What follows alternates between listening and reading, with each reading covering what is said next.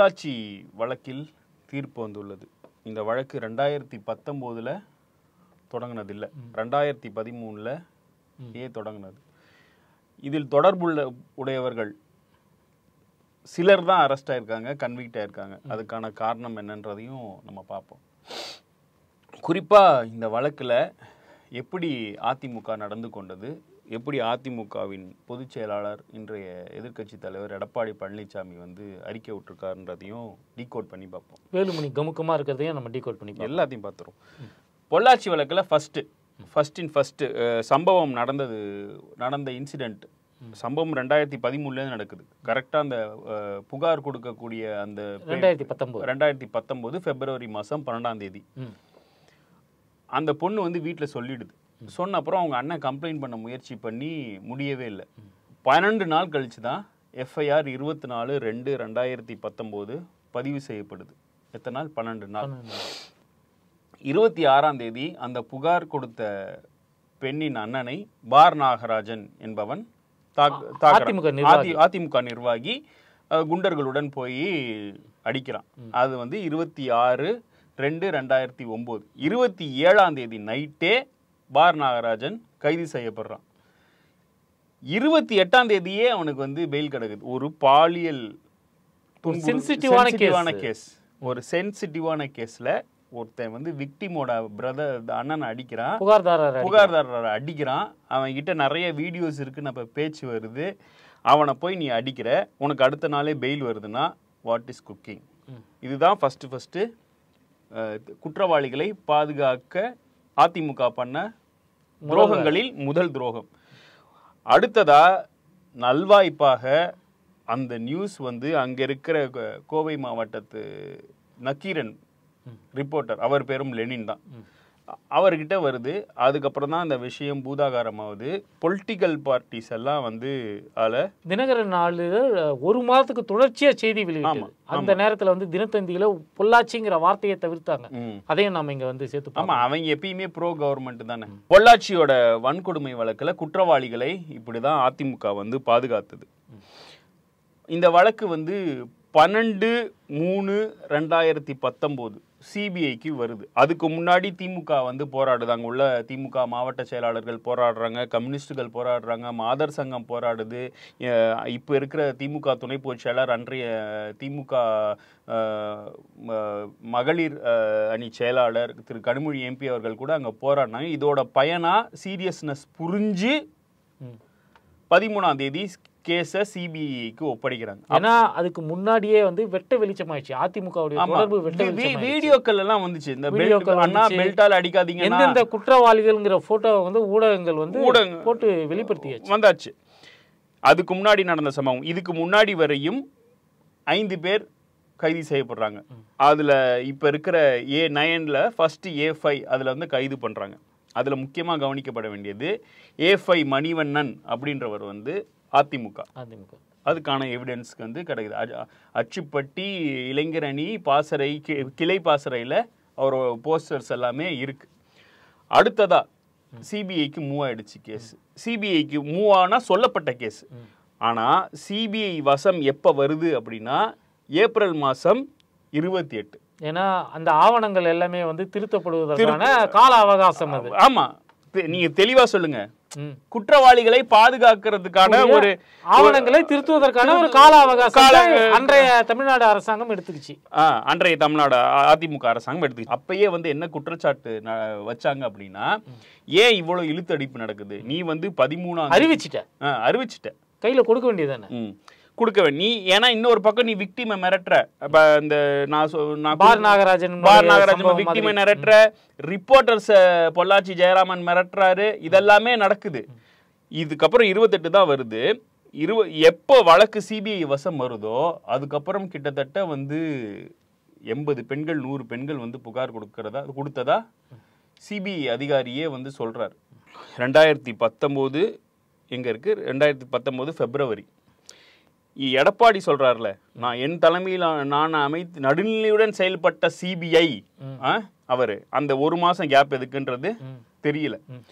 அதுக்கப்புறம் அந்த குற்றவாளி கூடாரத்தை கைது செய்தது எனது அரசு. அவரோட அறிக்கை. 5 அக்யூஸ்ட தமிழ்நாடு அரசே அரெஸ்ட் பண்ணிடுச்சு. 2019 பிப்ரவரி இங்க இருக்கு. அடுத்தபடியாக அக்யூஸ்டுகள் ஜனவரி மாசம் 2021 கைது செய்யப்படுறாங்க. மீதி 4 அக்யூஸ்ட். மீதி 3 அக்யூஸ்ட். மீதி 3 அக்யூஸ்ட். அது அருளானந்தம், அப்புறம் ஹரேன் பால், மூணாவது வந்து பாபு பழனிசாமி. இந்த மூவருமே அதிமுகவினர். அருளானந்தம் போட்டோவும் எல்லாம் இருக்கு, இந்த பாபு பழனிசாமி போட்டோவும் எல்லாம் இருக்கு, ஹரேன் பால் அவங்க இதுவும் எல்லாமே இருக்கு. இப்போ 2 வருஷம் இந்த குற்றவாளிகளை யார் பாதுகாத்தது? எடப்பாடி தலைமையிலான அவரது அரசு. அடுத்ததா கடைசி அக்யூஸ்ட் A9 அருண்குமார் எப்ப கைது ஆகிறாரு அப்படின்னா 12/8/2021 ஆட்சி மாற்றத்துக்கு பிறகு. இதுல நம்ம ரொம்ப வெளிப்படையாவே சொல்லலாம். அப்போ இந்த கடைசியா A9 அருண்குமாரை காப்பாற்றுவதற்கு தான் இவ்வளவு பெரிய ஒரு காலதாமத்தை அவங்க அது தெரியல. நான் ஒரு உதாரணம் சொல்றேன். அந்த கேரவன்ல ஒரு கட்டுரை வந்திருக்கு. அந்த கட்டுரையில என்ன சொல்றாங்கன்னா, அருளானந்தம் என்ன கன்ஃபஸ் பண்ணியிருக்கான் அப்படின்னா, அங்க பொள்ளாச்சி அதிமுகவை சார்ந்த முன்னாள் சேர்மனுக்கு இதெல்லாம் தொடர்பு உண்டு, நாங்க வந்து இதெல்லாம் வந்து பண்ணியிருக்கோம் அப்படின்றது.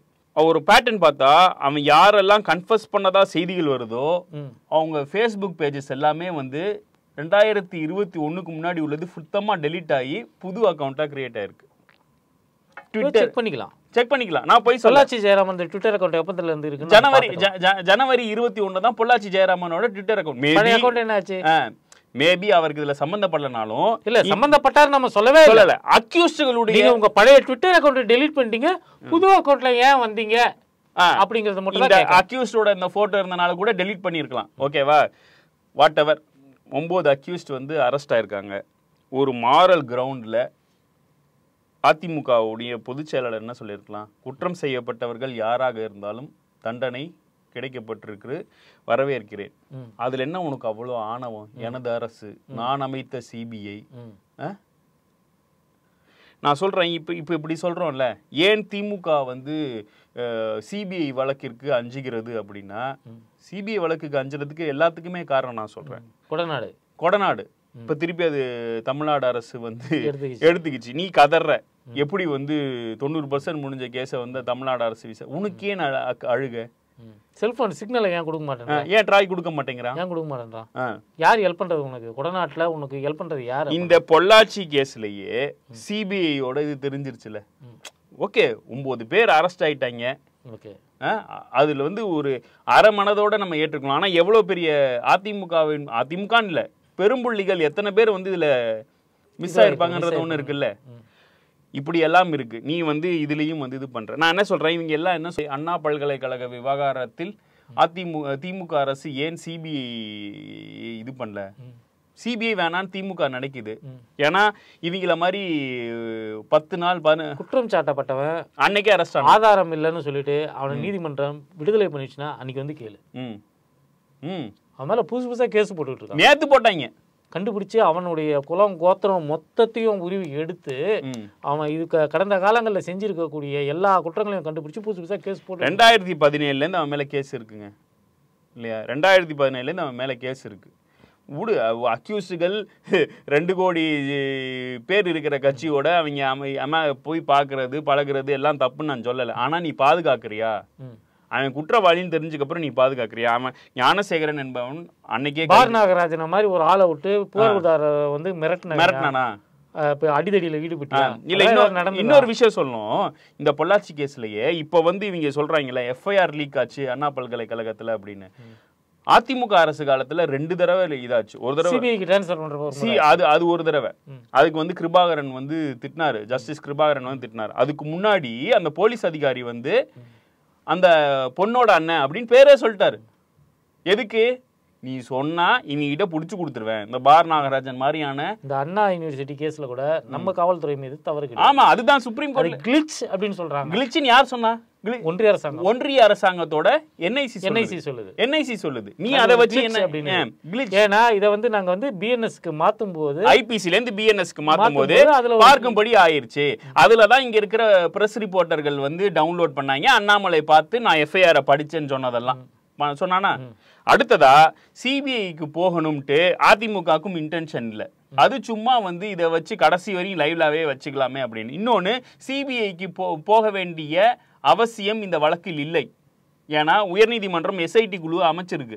தமிழ்நாடு காவல்துறை கண்காணிப்புல எஸ்ஐடி எங்கல, சென்னை உயர்நீதிமன்ற கண்காணிப்புல எஸ்ஐடி எங்குது. அதையும் மீறி உனக்கு சிபிஐ வேணும்னா நீ போய் கேஸ் போட்டிருக்கணும். நீ போய் எதுக்கு கேஸ் போட்ட? நீ எதுக்கு கேவியட் போட்ட? ஏடிஎம்கேல 1/1/2025 எதுக்கு நீ போட்ட? அதாவது தமிழ்நாடு அரசு வந்து எஸ்ஐடியை சேலஞ்ச் பண்ணி கேஸ் போட்டா என்னையும் நீ வந்து இன்க்ளூட் பண்ணும். ஆனா தமிழ்நாடு அரசு கேஸ் போட்டாங்க. எதுக்கு போட்டாங்க அப்படின்னா, இந்த எஃப்ஐஆர் லீக்லயும் பிரஸ் இதுலயும் அருணுக்கு வந்து எதிராக வந்து உயர்நீதிமன்ற நீதிபதி பேசினார். அதுக்கு எதிராக பேசினாங்க. அதுக்கு இடைக்கால தடையும் வாங்கியாச்சு. இவ்வளவுதான் நடந்தது. சிபிஐ வழக்குக்கு வந்து போக தடை, அதுக்கெல்லாம் வந்து இவங்க எதுவும், அதாவது அதிமுக காரனோட பேட்டர்ன் என்னன்னு சொல்றேன். ஒரு ஹீரோயின் படம் இருந்ததுன்னு வைங்களேன், இப்ப நம்ம என்ன பண்ணுவோம், பார்த்தா லைக் போடுவோம், இல்ல ஹார்ட்டினை போட்டு வந்துருவோம். அவங்க அப்படி இல்லை, உண்மை சகோதரி அப்படின்னு எழுதுவாங்க. ஏண்டா போட்டோக்கு வந்து அதே மாதிரி நம்ம எது போட்டாலும் அண்ணா பல்கலைக்கழகத்துக்கு ஏன் வந்து சிபிஐ நீ போடு சேலஞ்ச் பண்ணி எஸ்ஐடி வந்து சார்ஜ் ஷீட்டே போட்டுருச்சு. சார்ஜ் ஷீட்டே போட்டு அவங்களுக்கு ஒரு விஷயத்தை பத்தி முழுமையான விவரம் தெரியாது. அது வந்து 1972 இருந்தே அதிமுக அப்படிதான் இருக்குது.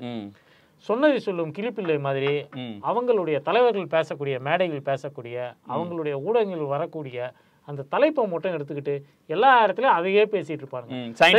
அதை பத்தி ஏதாவது ஒரு 4 விஷயம் விவரமா சொல்லுடா, 4 பாயிண்ட் சொல்லுடான்னு கேட்டீங்கன்னா அவனுக்கு சொல்ல தெரியாது. சர்க்காரியா கமிஷன் அமைச்ச ஊர்ல சயின்டிபிக் ஸ்கேம்னு சொல்றல எந்த பக்கத்துல இருக்குன்னு சொல்லி தொலை. அண்ணா பல்கலைக்கழகத்து சிபிஐ விசாரணைக்கு திமுக அஞ்சுகிறதுன்ற எடப்பாடியை போய் கேஸ் போட சொல்லு. இல்லையே இங்கே சென்னை நீதிமன்றத்திலே ஐயா நீங்க உங்க தலைமையில இயங்குற எஸ்ஐடி மேல எங்களுக்கு நம்பிக்கை இல்ல, சிபிஐக்கு மாத்துங்க, கேளு.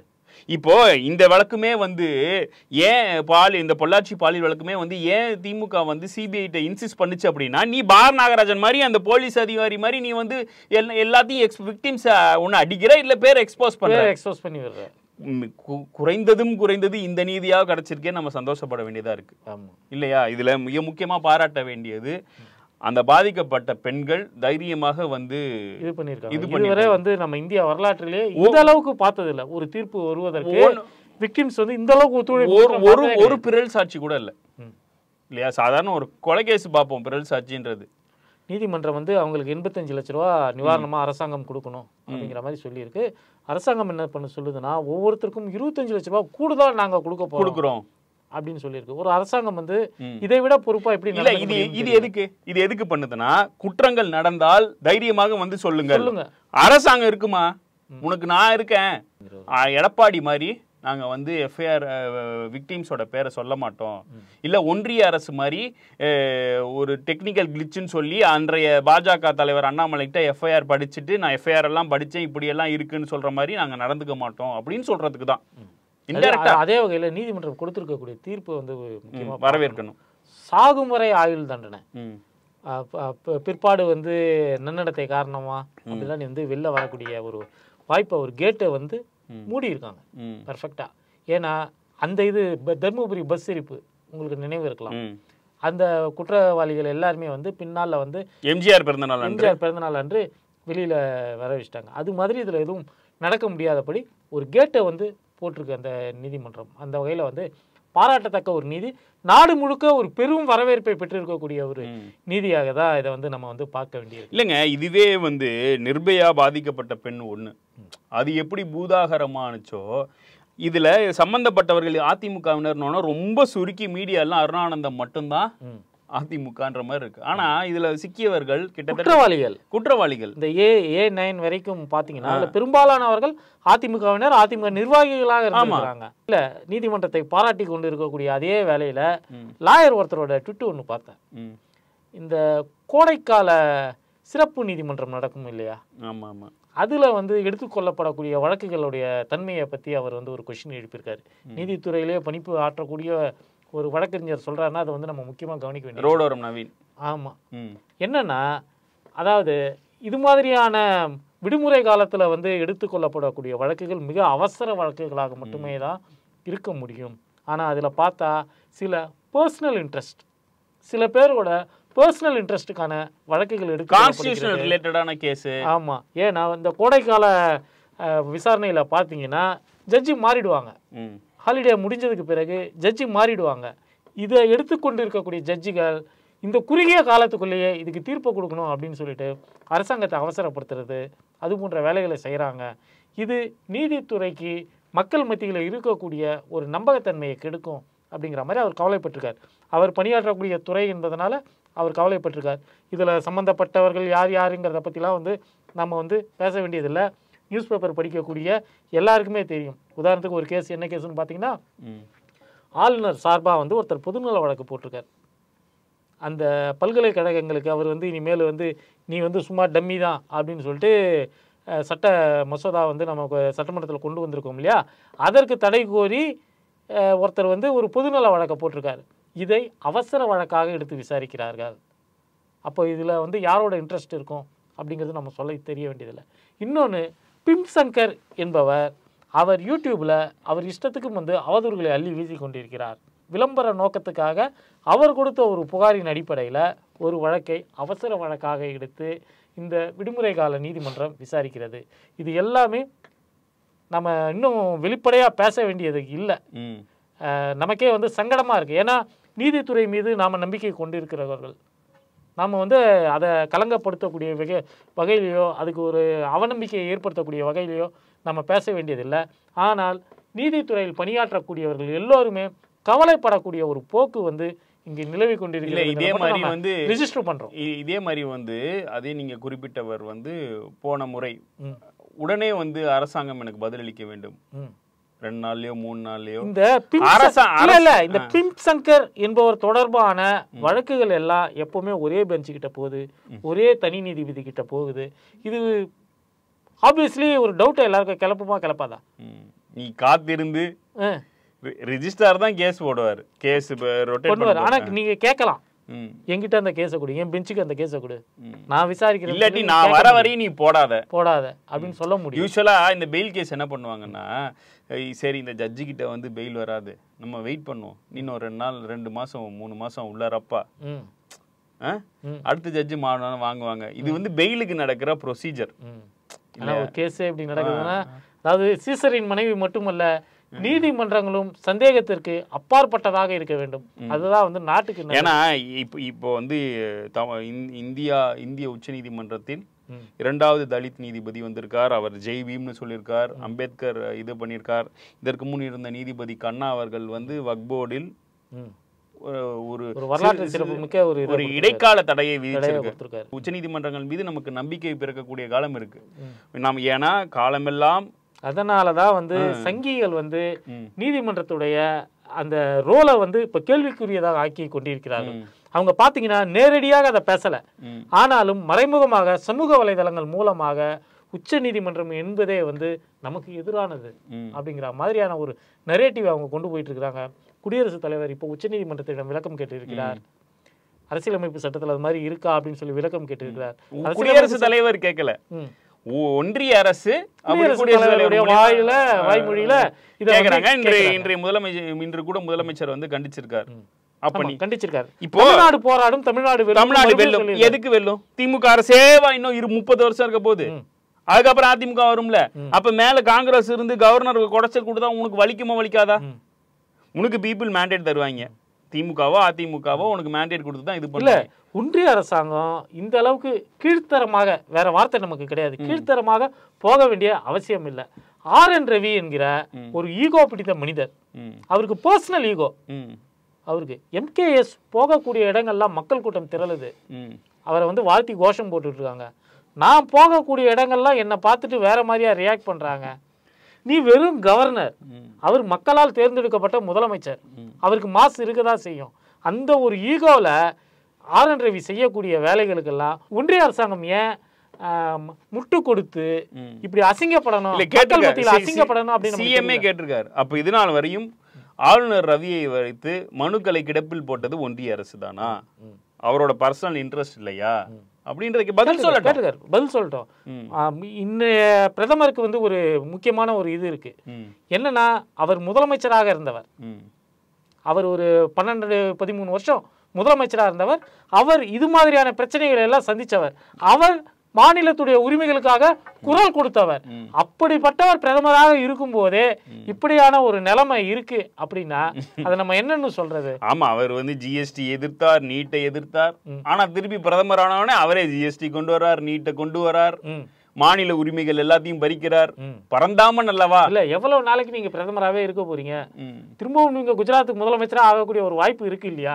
அதையும் மனசுல வச்சுக்கிட்டு கொஞ்சம் பார்த்து பக்குவமா நடந்துக்குங்க. அடுத்ததா உங்களுடைய கஸ்தூரியா?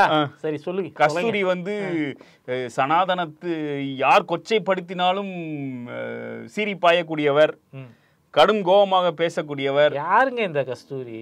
ஏதோ சினிமால நடிச்சது, மார்க்கெட்டு போயிடுச்சு. நாங்க சொன்னா கூட பரவாயில்ல. ஏதோ அந்த காலத்துல ஏதோ படத்துல நடிச்சு, விஜயகாந்தோட நடிச்சது, கமலுக்கு பொண்ணா நடிச்சது, அது மாதிரி ஏதோ நடிச்சது. அதை தாண்டி இந்த அம்மா வந்து பேசிட்டு இருக்கிறது, அதாவது நம்ம வந்து சினிமாக்காரங்களுக்கு நாலேஜே கிடையாதுன்னு நம்ம சொல்லக்கூடியவர்கள் கிடையாது. நம்ம வந்து அந்த மாதிரி வந்து பேசக்கூடியவர்கள் கிடையாது. கொஞ்சம் லாஜிக்கா பேசு. பேசணும்னா வந்து ஏத்துக்கிறோம். உனக்கு ஒண்ணுமே தெரியாது, விளம்பரத்துக்காக எதையோ பண்ணி கிடக்குற அப்படின்றப்ப நீ ட்ரோல் தான் ஆவ. சொல்லுங்க, என்ன சொல்லிச்சு? அது என்ன சொல்லல, இல்ல அது ஒரு படத்துல நடிச்சிருக்கு. ஐயோ, சந்தானம் படம். அந்த படத்துல வந்து ஏதோ ஒரு பெருமாள் பாட்டு.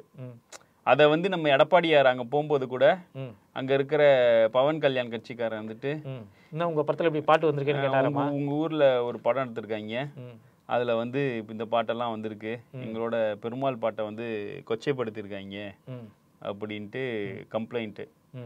அவன் எடப்பாடிக்கு ஓரளவு கூறு இருந்தனால அதெல்லாம் மாநில அரசு கட்டுப்பாட்டுல இல்லைங்க, நம்ம பெரிய பாஸ் கண்ட்ரோல்ல தாங்க இருக்குது அப்படின்ட்டு இருக்காரு. அந்த படத்துல வந்து கஸ்தூரி நடிச்சிருக்காரு. எப்படி சனாதனத்தை இழிவுபடுத்தும் படத்தில் கஸ்தூரி நடிக்கலாம்? எங்க எவ்வளவோ பாட்டு வந்து திருப்பதி ஏழுமலை வெங்கடேசான்னு சொல்லிட்டு குத்து பாட்டு எல்லாம் வந்துருக்குது. எவ்வளவோ பாட்டு. பெருமாள் என்னங்க கோச்சிக்கோங்க போறாரு? பெருமாள் வந்து என்ன சொல்றாங்க, அவரு செல்வத்துடைய கடவுள். அவரு பேரை சொன்னா அந்த படம் நல்லா ஓடும்னு சொல்லிட்டு அதை ஒரு சென்டிமெண்டா வச்சுட்டு பண்ணிட்டு இருக்காங்க. அதுவும் இல்லாமல் சந்தானம் ஒன்றும் நாத்திகரோ அல்லது திராவிட இயக்கத்தை சார்ந்தவரோ கூட கிடையாது. அவருக்கு வந்து இழிவுபடுத்த வேண்டிய அவசியம் கிடையாது. சந்தானத்துக்கு குலதெய்வமே வந்து பெருமாள் தான் அவர் வந்து சொல்லியிருக்கிறாரு. அவர் அடிக்கடி திருப்பதி போறவர், நாமளே பார்த்துருக்கோம். அவருடைய படத்துடைய வெற்றிக்காக அவர் திருப்பதி போய் வேண்டிக்கிட்டு வரக்கூடிய காட்சிகளே பார்த்துருக்கோம். இதுக்கு எல்லாம் வந்து தொட்டாசினிங்கி மாதிரி இருந்தா அது வந்து உங்க கடவுளுடைய ஸ்ட்ரென்த்தை வந்து நீங்களே சந்தேகப்பட. அது ஓகே, அந்த படத்துல எப்படி கஸ்தூரி நடிக்கலாம் சொல்லுங்க? ஒரு வாசகரா, ஒரு விசிறியா? அதுக்கு கஸ்தூரி தான் வந்து விடையளிக்கணும். ஆனா கஸ்தூரி வந்து என்ன சொல்லுவாங்கன்னா, அது பிசினஸ், இது வேற அப்படிங்கிற மாதிரி சொல்லுவாங்க. அதுதான். ஏன்னா வந்து பிஸ்னஸ் ஓடுற வரைக்கும் அவங்க அரசியல் பேச மாட்டாங்க. அதாவது சினிமாவில் அவங்களுக்கு வந்து வாய்ப்பு கிடைச்சிருந்ததுன்னா அவங்களாம் வந்து அரசியல் பேச வேண்டிய அவசியம் கிடையாது. சினிமாவில் வாய்ப்பு இல்லை, ஃப்ரீயாக இருக்கிறோன்னு சொல்லிட்டு தான் வந்து எதையாவது வந்து மைக்கு முன்னாடி வந்து வளரக்கூடியதா. இது கஸ்தூரிக்கு மட்டும் பொருந்தாது, நிறைய ரிட்டையர்ட் ஆகக்கூடிய நிலையில் இருக்கக்கூடிய பல நடிகர்களுக்கும் பொருந்தக்கூடிய ஒரு விஷயம்தான் இது. சினிமாவில் சான்ஸ் இருக்கிற வரைக்கும் சினிமாவில் வச்சுக்கிட்டு வேற எதையும் பேசாமல் கமுக்கமாக இருந்துறது. சினிமாவில் கொஞ்சம் சான்ஸ் குறையுதுன்றப்போ கட்சி ஆரம்பிக்கிறது, அரசியல் பேசுறது அப்படிங்கிற ஒரு மாதிரியான ஒரு போக்கு தான். கரெக்டா தப்பா புரிஞ்சுப்பாங்க, புரிஞ்சுக்கிட்டோம். அவ்வளவுதான். மீண்டும் இன்னொரு பூமரில் சந்திப்போம். நன்றி, வணக்கம்.